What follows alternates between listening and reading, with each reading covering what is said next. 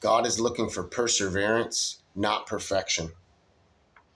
Proverbs 24:16 says, "For though the righteous fall 7 times, they rise again." This is going to be a message out of a series I'm starting called The Building Blocks of Destiny. This one, like I said, is perseverance, not perfection. If you want to be happy, consistently happy, you must learn how to deal with failure. Why? Because all of us face setbacks from time to time. Our disappointments are simply the price that we must pay occasionally for our willingness to take risks as we follow our dreams and destiny. But even when we encounter bitter disappointments, we must never lose faith. Hebrews 10:36 says, "Patient endurance is what you need now, so you will continue to do God's will. Then you will receive all that He has promised." These words remind us that when we persevere, we will eventually receive the rewards that God has promised us. What's required is perseverance, not perfection. Failure isn't final. When we face hardships, the Lord stands ready to protect us. Our responsibility, of course, is to ask Him for His protection. When we call upon Him in heartfelt prayer, He will answer in His own time and according to His own plan. And He will do His part to heal us. And while we are waiting for God's plans to unfold, for His healing touch to restore us, we can be comforted in the knowledge that our Creator can overcome any obstacle, even if we cannot. A couple of quotes would be, "No amount of falls will really undo us if we keep picking ourselves up after each one." C.S. Lewis. "No matter how badly we have failed, we can always get up and begin again. Our God is the God of new beginnings." Warren Wiersbe. "Mistakes offer the possibility of redemption and a new start in God's kingdom. No matter what you're guilty of, God can restore your innocence." Barbara Johnson. "Failure is one of life's most powerful teachers. How we handle our failures determines whether we're going to simply get by in life or press on and become overcomers." Beth Moore. "You may encounter defeats, but you must never be defeated. In fact, it may be necessary to encounter the defeats so you know who you are and what you can rise from and how you can still come out of it." Maya Angelou. "Those who have failed miserably are often the first to see God's formula for success." Erwin Lutzer. More scriptures to back this up would be, "Weeping may endure for the night, but joy comes in the morning." Psalm 30, verse 5. "If you will listen to correction to improve your life, you will live among the wise." Proverbs 15:31. "But as for you, be strong. Do not be discouraged, for your work has a reward." 2 Chronicles 15:7.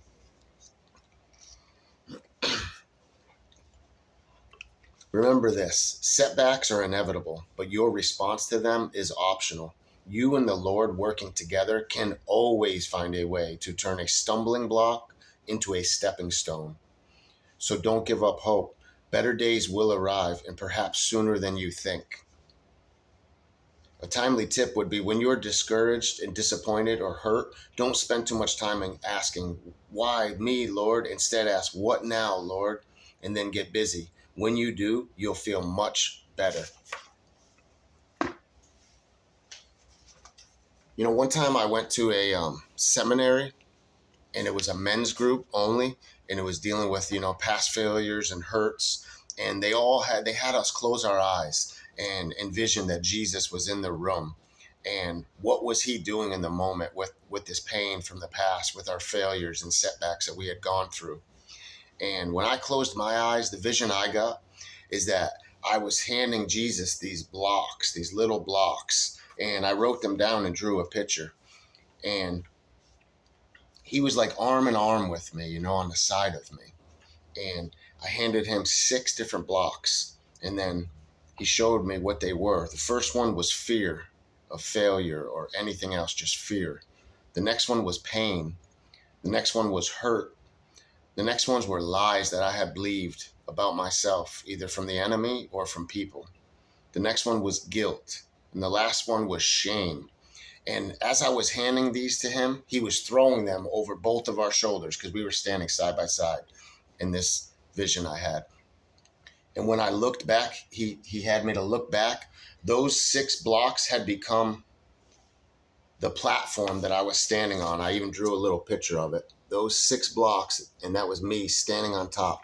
And that's what I say is the building blocks of your destiny comes by first being honest with God and giving him these things. 6 is also the number of man created on the 6th day, and I just find that interesting. And that's where a lot of this message comes from, is getting purpose out of your pain from your past, possibility instead of poison, and power out of your pain. Purpose from your past, lessons, mistakes, victories, possibility out of the poison that could have corrupted you and ruined you, but instead you let it strengthen you. And then power from that pain to go back and help others. And the character I'd like to focus on today is David, because David was chosen.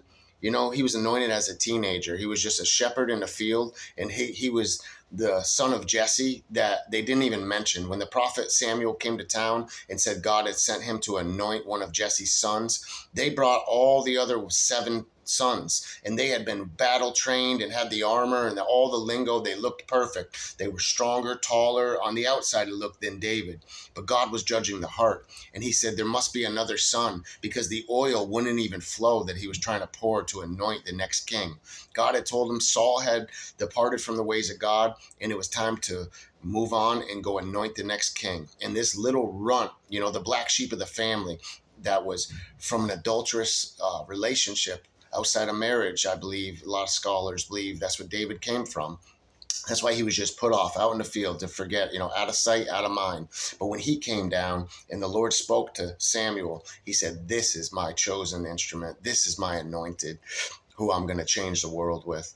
And he's going to be the new king. And when he poured that oil and it flowed, David goes on a few days later to his father Jesse, tells him to go to the field and bring lunch to his brothers that were at the battle that Goliath had been taunting the whole nation for 40 days. This giant had been saying vulgar words and challenging anybody to come fight with him. And if they lost, the Philistines would be their slaves. And if Israel lost, they had to be their slaves. Nobody did it for 40 days. And that number is a number of testing, 40 days and nights of rain during Noah's time. 40 days Jesus was let out. 40 years the Israelites had to wander through the wilderness of sin. 40 is the number of testing.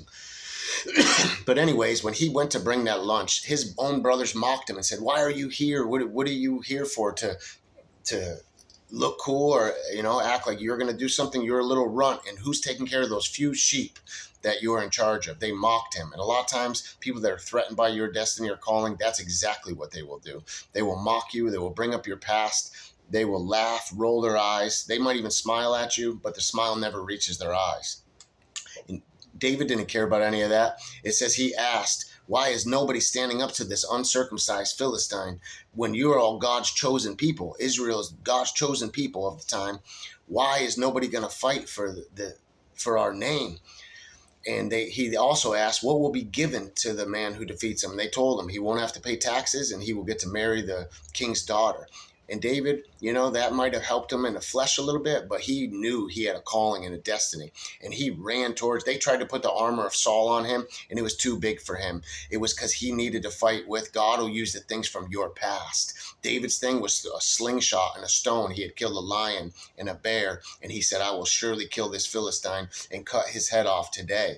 And he said, you come against me in the name of your sword and your javelin and your strength, but I come against you in the name of the Lord, and he will give me the victory. And he ran towards the battle. And that's, there's the only thing to fear is fear itself. It's time to run towards these giants in your life that have been stopping maybe your whole generations, your father's, your mother's generation, grandparents, whether it's addiction, fear, whatever it is. Run towards it. Be the one, God saves the best for last. I said, this generation is chosen before the foundation of this world to start to do the things that our forefathers couldn't do and to finish the race. Like Abraham had to leave everything he knew, and his father had gone halfway to the promised land and then stopped and settled and got comfortable. Comfortable kills destiny. If you're going through something, God has a big purpose for you, because when you build a skyscraper, you have to dig deep and set a real strong foundation. Whereas a tent, you can just put it up overnight. And it might seem that some people get ahead and get all this acclimates, but to whom much is given, much is required. And if God wants to really use you in life, you're going to go through this stuff. So in 1 Samuel chapter 22, it says, so David has defeated a giant. He's living with Saul. Now Saul starts to get jealous because the favor of God that was on David's life. So David has to run to the cave of Adullam for his life. But this is what made him a man after God's own heart. He remembered those that had even less than him or were going through something. And everyone, it says, chapter 22 says, David therefore departed and escaped to the cave of Adullam. And when his brethren and his father's house heard of it, they went down to him.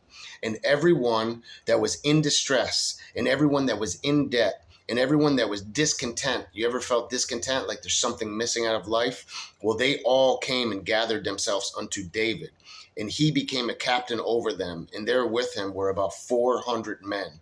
These were the alcoholics, the outcasts, the black sheep. And David took this 400 men and made it into a mighty army that went on to conquer many, many nations and fulfill much of God's calling and set up the nation of Israel.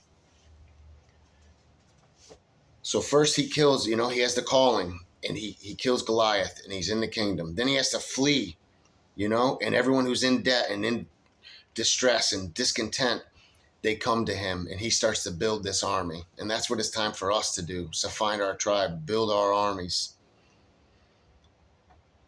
The secret place is where he ran to. The cave, that's where God gets you alone, gets you away from all distractions, Facebook, fake friends, frenemies, whoever it is. And he gets you away from these destiny killers and these energy vampires, and he gets you alone. And sometimes you have to come to the end of yourself to get there. David runs to that secret place, and he admits that he was wrong, and this pattern would happen in his life when later on he's going to end up numbering the people, and God told him not to number. It says that God put it on his heart, but it was more of a test, and Satan wanted him to rely on his numbers, whereas in battles of the past with Gideon, he got 22,000 men. God said, you have too many. Then he got down to 10,000. Then he got down to 300. And they defeated an army of 180,000 without really having to do much, because God went before them. The angel of the Lord went before them. So now I want to flip to a later part of David's life. Now he's already king. He's defeated Goliath. He's done a lot for God. And it says here that he had numbered the people, and now a plague had killed 70,000 people from David numbering them and relying on the flesh and on his numbers than on God, who had done it alone. With you and God, you're the majority. You don't need a bunch of frenemies. You don't need people that believe in you, as long as you believe in you and God believes in you. So at the time, there was a prophet named Gad, and he was kind of David's prophet. He would come and speak the word of the Lord when David needed to hear it. And David would always inquire of Gad. He really respected him. This man was a seer, a prophet. He was anointed of God. So he comes to David after he had numbered the people later on in his kingdom, and 70,000 had died. And Gad comes to him and he says, go up and rear an altar unto the Lord in the threshing floor of Araunah, the Jebusite.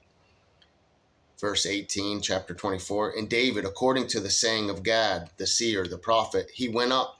Now he's going to try to do a sacrifice to stop this plague that had come against the people of God from his numbering the people. And Araunah looked, and he saw the king coming, and his servants coming towards him. And Araunah went out and bowed himself before the king, David, on his face upon the ground. And Araunah said, wherefore is my lord come to his servant? And David said, to buy the threshing floor, to build an altar unto the Lord, so that this plague may stop and stay away from the people. And Araunah said unto David, let not my lord the king take and offer up what seemeth good unto him. I'll give it to you for free. He says, behold, here's the oxen for your burnt sacrifice, the threshing instruments, and all the other instruments of the oxen for the wood. All these things did Araunah as a king, given to the king. And Araunah said unto the king, Thy Lord, thy God, accept it. Take it. Take this stuff for free. You don't have to pay me.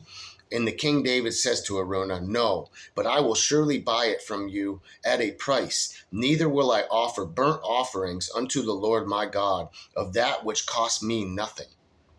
So David bought the threshing floor and the oxen for 50 shekels of silver.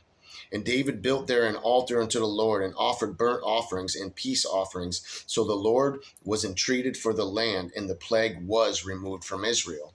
And David says one of those famous verses we hear, I will not give the Lord something that costs me nothing.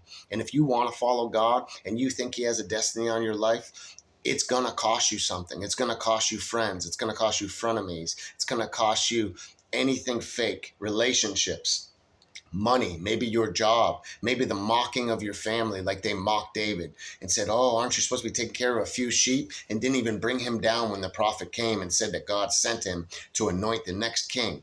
They didn't even consider David, but God considered David, and God considers you, and he has great plans for your life.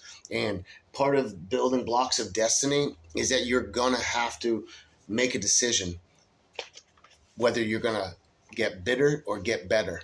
You know, you are uniquely created. God doesn't have another one of you. Even if you are a twin, you have your own fingerprints. You have your own footprints. You have your own birth certificate. You were born for such a time as this to do mighty things for God. Don't let the deception of the enemy ruin your destiny. You don't need to seek approval from men, only from God. Like I said, you and God are the majority. You got to sometimes remember the victories that God has already got you through, things you didn't think you would get through, you know, and then keep persevering, because it's not perfection. It's progress and perseverance to these building blocks of your destiny, taking those things that should have killed you and using them as a platform to reach out to other people, to help them. You know, who better to help somebody going through something than somebody who's already been through it? You know, just like in school, God will give you tests and things have to come in order. God has a numbering system, a season for everything. He says a time to be born and a time to die, a time for peace and a time for war, a time to plant and a time to reap, and a time to sow. You know, we even have that cool song that came out of that from years ago. But you can't skip the steps. You know, it's like in some of these games that people used to play. I remember you have to go back when I used to play games. You couldn't skip a mission, not for the whole mission anyways. You had to go back to get it in sync. There's lessons you need to learn. And that's how you learn them, is going through these things. You know, and you're going to get bit by snakes. Paul was bit by a snake, but he threw it into the fire. You know, sometimes God will take you out to the deep to drown your enemies because they cannot swim and they can't go to the deep things that God's calling you to. When the people were surrounded in Exodus 14:14, God said, stand still and see the deliverance today. The Lord will fight for you. This Egyptian army, they were against a sea and an army that could kill all of them. They were just a bunch of slaves, had no weapons, millions of them standing there. And when God parted that Red Sea, it's because Moses believed it, and he raised his staff and he put his eyes up to the hills from where his help came from. And that's how it is. You know, there's always been a fight brewing, but there's results in the spiritual world that you don't even see. And when you're going through these tests and you're going to get to a new degree. Even in an army, you start out as a corporal and you work your way up. You don't become a sergeant or a general without fighting these battles. You know, they don't get weekends off. You know, getting ready, being disciplined, setting time aside every morning, not just on Sundays, for God. He wants to be the Lord of your whole life, not just your Savior. He really wants to be the Lord over everything. You know, and he deserves all the glory for the victories that we do get. You know, speak his word, peace and wholeness against this turbulent waves that are coming against your life. You know, the enemy comes in like a flood, it says, one thing after the other, and God will set up a standard, a wall around those. God's people, that's what he does. The Lord You know, it says 1,000 may fall at your left side and 10,000 at your right, but the plague and the enemy will not come near your dwelling. It's time to use all of these things that should be stopping you as stepping stones in getting up to this level where God has called you and predestined you to be, you know? To whom much is given, much is required.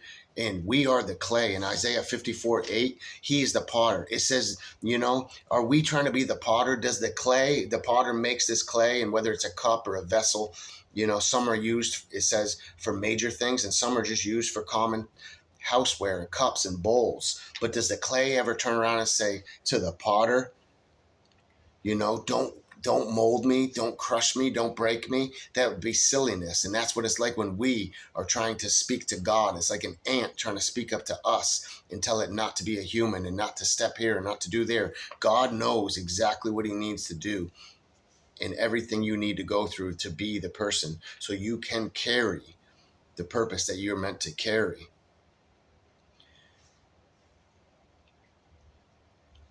You know, Sarah, some examples of this. Sarah, her body was dead, but she still gave birth at 90 years old to Isaac. And her husband was 100 years old. Jesus, who's the greatest influencer and our motto, he had to speak to his Father every single day to get his download for the day. You know, if you want to, we all have more influence than we believe. And if you want to be a godly influencer, you have to have a God's agenda. And that comes in the secret place. Character and conduct. How do you conduct yourself and your character you're building in private? There's two areas of your life, you know, internal and external. And it's, you know, it's better to tie a millstone around your neck, it says, than to leave one of these people or little children astray. Don't try to teach the word of God or preach if you're not even at least attempting to practice it in private. You know, the boldness will come over you. He will allow the grace you need to put your blinders on like the racehorse. I keep saying this is the year of the horse, and it's a racehorse with those blinders staying fully focused. And I talked in other videos how a light can light a whole room, a candle, but when you focus a light, it can also cut through steel. You need to be precise like a laser, totally focused on what not lies behind. That's a rear view mirror, but on the windshield of your future, your destiny, what you're going to do, the pain from, you know, all the purpose from your pain, from your past, from your failures, from your victories. All of this is to be used. It's that Paul said, I am pressing forward, to not looking at what lies behind, but pressing forward to finish the fight, to finish the race, to be a good soldier, to hear, well done, my well and faithful servant, like Matthew 7:22 says. Don't give up on what's hard, you know, stay the course. You can have game changers, and your words can be a game changers. I will go, send me, is what you need to say to the Lord. What is your legacy? What is the legacy you want to leave behind? You know, it's not an accident that we are here. You are here for a purpose, to encourage people. You know, what is your words building? If words are like seeds, what are the plants and the trees you are planting around your life? Because they will become the field that you live in the future. And it's time to let your yes be yes, your no be no. It's time to say everything I touch multiplies. I am blessed to be a blessing, to have gratitude, humility, anchor. Humility is like the anchor on a ship when you're in troubled waters. Stay humble, no matter even if what victories and what milestones you do hit. You know, your light will encourage other people to step into their power, lead by example. New life, energy requires space to operate. You need the alone time, the secret time, the prayer time. We cannot bring our slave Egypt worldly mentality into new places. New places require new spaces. You know, the Dead Sea, I always say, is the only one that has all inlets. That's somebody that has all me mentality, narcissistic. You know, you're going to church to get your blessing, not to be a blessing. Listen, all of that, the Dead Sea is dead because it has all inlets and no outlets. The power of God cannot flow through you until you start to let it use you as a vessel and let these rivers of living water come out of your belly. Use all this. everything you've been through, you know, to align with your destiny is only going to happen when we get real with God and man. And remember, no one cares how much you know until they know how much you care. You've asked yourself questions like, why did it take so long? Or why did it have to seem like a snail's pace? Well, like I said, it says you're the arrow in God's quiver. And that means you're close to his heart. And when he pulls you back, he will shoot you forward than all those people that had quick fame, quick success, and no roots and never gone deep with God. You're going to stand, and keep standing through all of this. Romans 8:28 says he uses all things, good and bad, for good for those who are called according to his purpose. So as long as your eyes are on Jesus, and that's your real mission, is to do good and be good to people and not to try to just step on people to get ahead, all these things will be used. Everything good and bad will be used to strengthen you, like your food, like bread. All these battles will be like your bread. Like Joshua said, these giants, don't be scared. When the 12 spies went out to spy the promised land, 10 of them had negative reports, and only Caleb and Joshua said, let's go now. God just parted the Red Sea that I spoke about, but you don't think he can defeat a few giants? Of course, new levels are going to have new devils. Of course, there's going to be giant opposition stopping you, generational curses, people from your past, monitoring spirits, anything that can discourage you. That's all right. Take courage. It's fear. Faith is not the absence of fear. It's pressing through the fear, doing it afraid. Just keep doing it. It's like a tapestry. If you look at the back of a tapestry, all you'll see is a bunch of ugly stitch marks and pokes and prods from the needle. But when they flip that around at the end of your life, you'll look back, and hindsight is 2020. You will see, wow, if I hadn't gone through that or lost that person or went through that trial or overcame that addiction, I wouldn't be the person or the man or woman I am today. It's time to step into your destiny. It'll be effortless because you're stepping into yourself. Yes, there will be fights and battles, but when you are doing what you're called to do, like I said, you would do it for free. Every detour has its reason. It has taught you patience, trust, hope, and most of all, to love the least of these that Jesus spoke about. In the book of Acts, 40 days, people got to see Jesus for their sakes.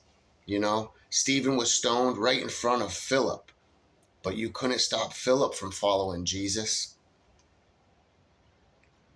Are you ready? Because Jesus is coming is the biggest question.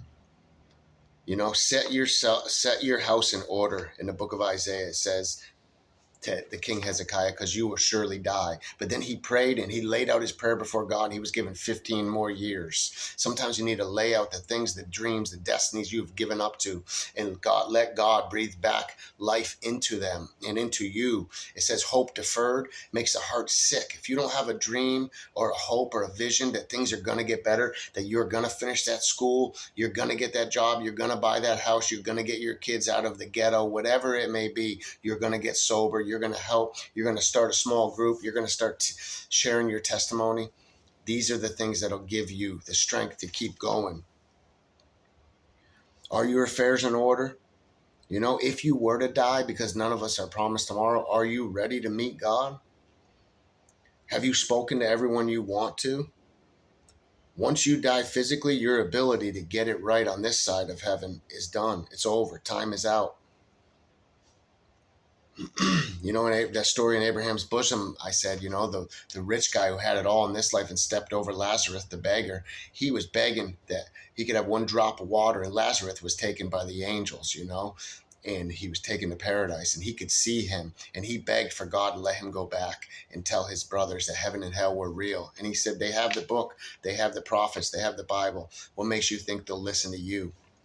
Some people you can preach till you're blue in the face. Don't waste your energy. Plant the seed and then pray. Only God can touch their heart and change their heart and turn it from a heart of stone to a heart of flesh.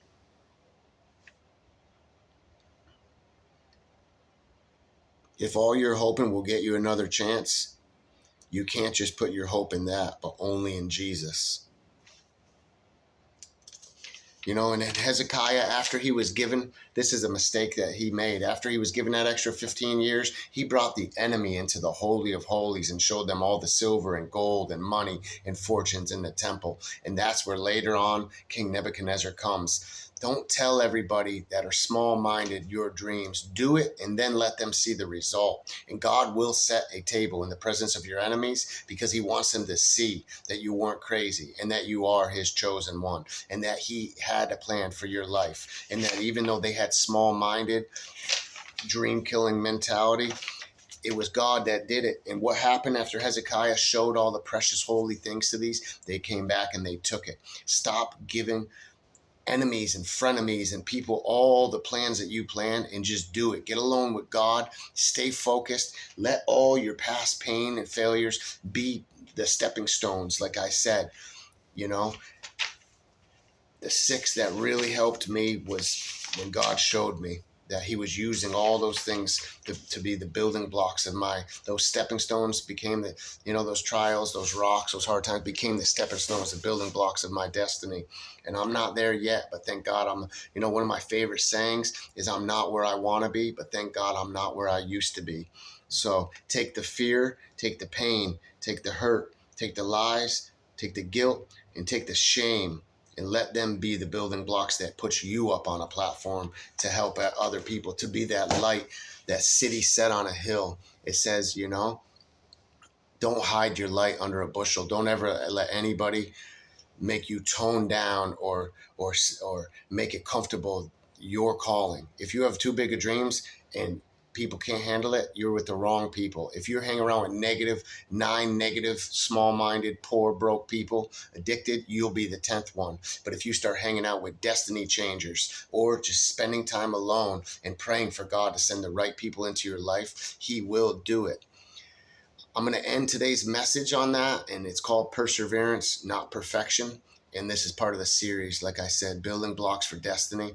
I hope everybody has a good rest of your day, and go do that. Go journal. Go write that journal entry. Call that person you haven't talked to in a long time. Forgive that person you've been holding a grudge to, and watch God take you into a new level where the devil can't touch you. In Jesus' name, God bless you guys. Bye for now.